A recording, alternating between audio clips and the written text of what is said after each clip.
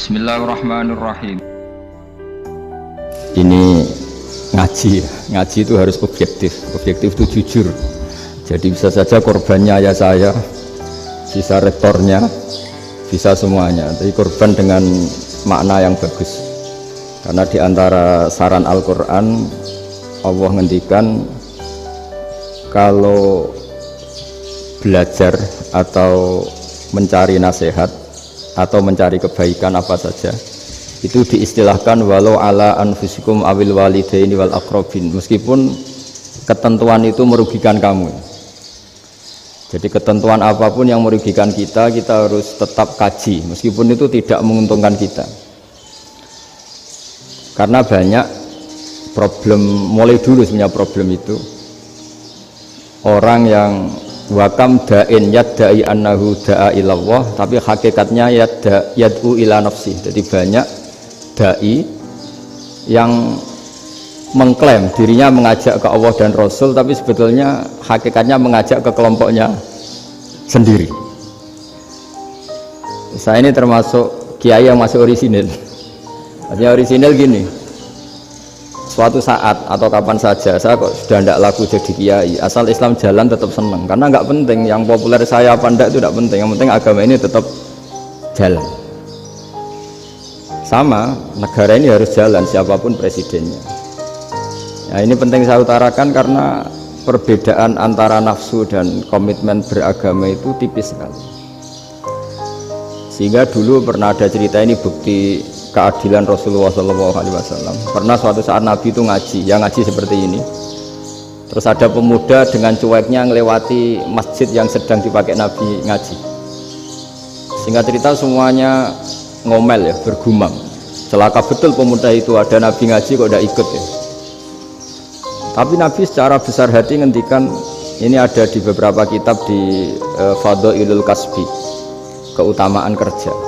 Kata Nabi, pemuda itu mau mencangkul di lahannya. Jika dia mencari nafkah untuk keluarganya, untuk kebaikannya, maka itu bagian dari ajaranku. Jadi Nabi berbesar hati bahwa kerja seperti itu bagian dari ajarannya. Jadi tidak harus datang ke majelis ngaji. Dan bisa saja yang sedang hadir itu ya orang yang dari istrinya minta belanja, dari ngaji terus benar dituntut belanja kan gitu. Mungkin anak-anak UMM yang kesini daripada tengok-tengok yang Malang bosan jalan-jalan ke Rembang gitu. Nah, jadi nggak mesti bener juga niatnya gitu. Jadi ya sama itu. Jadi kalau di dunia kiai yang masih orisinil itu, nafsu itu bener-bener dilatih. Maka masyhur dalam cerita ada orang perang sama Ali radhiyallahu anhu. Ketika perang ini sangat semangat, tapi ketika orang itu meludahi dan Sayyidina Ali ini tersinggung karena diludahi, Sayyidina Ali langsung angkat tangan, sudah perangnya nggak usah diteruskan karena saya marah sama kamu sekarang demi nafsu karena kamu meludahi saya, padahal saya tadi motifnya demi Allah dan Rasul. Jadi sangat tipis bedanya kita emosi karena diri kita dan emosi karena Allah dan Rasul. Sehingga ketika diludahin ini terus beliau mikir, jangan-jangan perang saya karena saya diludahi.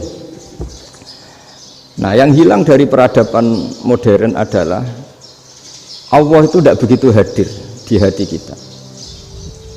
Saya sering cerita di mana-mana, teks hadis itu sebenarnya berbunyi gini, ini hadis sahih. Mangka na yu'minu billahi wal yaumil akhir fal yukrim jarohu. Ada yang fal yukrim jarohu doifahu, ada yang fal yakul khairan aul yasmut. Siapa yang iman dengan Allah dan Rasul maka harus memuliakan tetangganya, memuliakan tamunya.